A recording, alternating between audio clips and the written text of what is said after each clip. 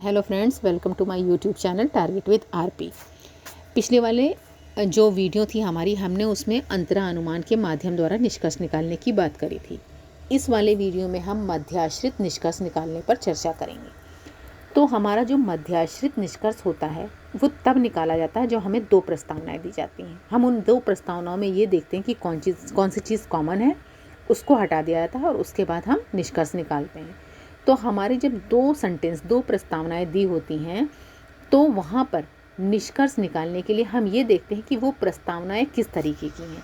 जैसे कि हमने देखा हमारे 4 तरीके के सेंटेंस होते हैं, ए है, ई है, आई है और हमारा ओ है। यदि हम इनका आपस में रिलेशन की बात करें तो कम से कम ये 64 के करीब रिलेशन बनेंगे इनके। यानी ए प्लस ई क्या बनेगा, ए प्लस आई क्या बनेगा, ए प्लस ओ क्या बनेगा, या ई प्लस ए क्या बनेगा, ई प्लस आई क्या बनेगा, ओ प्लस ओ क्या बनेगा। लेकिन ये 64 जो होते हैं वो सारे के सारे वैध नहीं माने जाते हैं।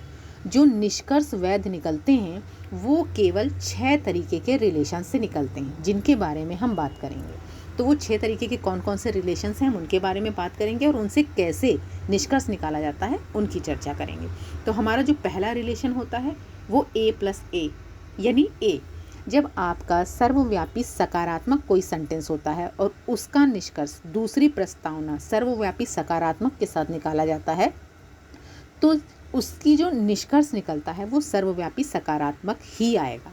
यानी कि अगर आपने 2 सेंटेंस ले लिया, सभी मेज कुर्सियां हैं और सभी कुर्सियां फर्नीचर हैं, यानी दोनों सेंटेंस हमारे ए हैं, तो ए प्लस ए का आप क्या निकालोगे, ए निकालोगे। इसमें आप क्या करोगे, जो आपका मध्य पद होता है, सबसे पहले आप ये देखिएगा कि आपका मध्य पद इसमें क्या है। तो इसमें कुर्सियां आपका मध्य पद है। एक मिनट, इसमें कुर्सियां आपका जो है वो मध्य पद है। तो आप क्या करेंगे, मध्य पद को हटा देंगे। जैसे कि मैंने पिछले वाले वीडियो में बताया था कि जब आप निष्कर्ष निकालते हो मध्याश्रित अनुमान से तो आपके निष्कर्ष में मध्य पद नहीं होता है। तो आप मध्य पद हटा देंगे, जो कॉमन चीज़ है उसे हटा दिया और आपका सेंटेंस क्या बनेगा, सभी मेज फर्नीचर हैं। नेक्स्ट हमारा रिलेशन होता है वो ए प्लस ई का होता है। एक चीज़ और भी आप ध्यान रखिएगा, जब हमारे पास 2 प्रस्तावनाएं होती हैं और उन 2 प्रस्तावनाओं में एक प्रस्तावना नकारात्मक होती है तो निष्कर्ष हमेशा हमारा नकारात्मक ही निकलेगा। तो इसमें आपका ए प्लस ई दिया हुआ है, यानी सर्वव्यापी सकारात्मक का सर्वव्यापी नकारात्मक के साथ निकाला गया है, तो इसका निष्कर्ष निकला है सर्वव्यापी नकारात्मक। जैसे सभी मेज कुर्सियां हैं, कोई भी कुर्सी फर्नीचर नहीं है, तो इसमें से आपका जो कॉमन वाला जो आप मध्य पद है उसको आप हटा दीजिए और इसमें आप बनाइए कोई भी मेज फर्नीचर नहीं है, यानी ई टाइप का आपका बनेगा। नेक्स्ट हमारा दिया हुआ है आई प्लस ए, यानी अंशव्यापी सकारात्मक का सर्वव्यापी सकारात्मक के साथ। अब आपको ये भी पहले से पता है कि आप कुछ से सभी नहीं निकाल सकते। एक सिंपल सी बात है, आप कुछ से सभी नहीं निकाल सकते निगमनात्मक तर्क में। तो आप यहाँ कुछ से कुछ ही निकालोगे, यानी आई और ए से जब आप निकालोगे तो उसका आई ही निकलेगा, यानी अंशव्यापी सकारात्मक ही निकलेगा।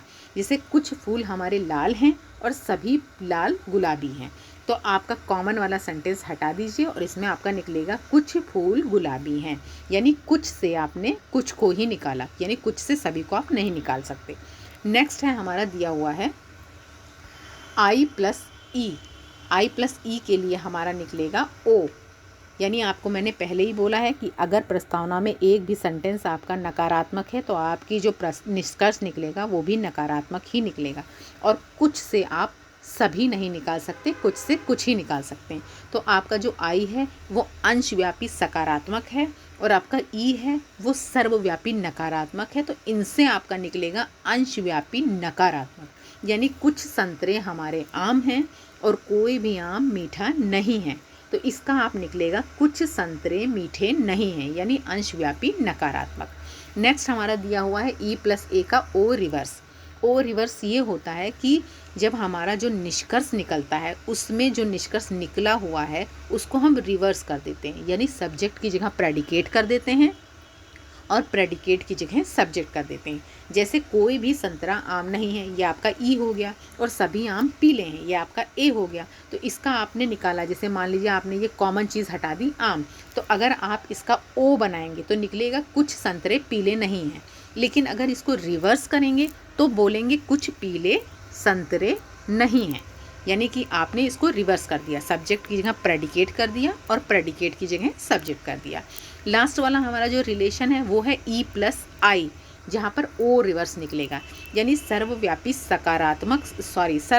नकारात्मक और अंशव्यापी सकारात्मक।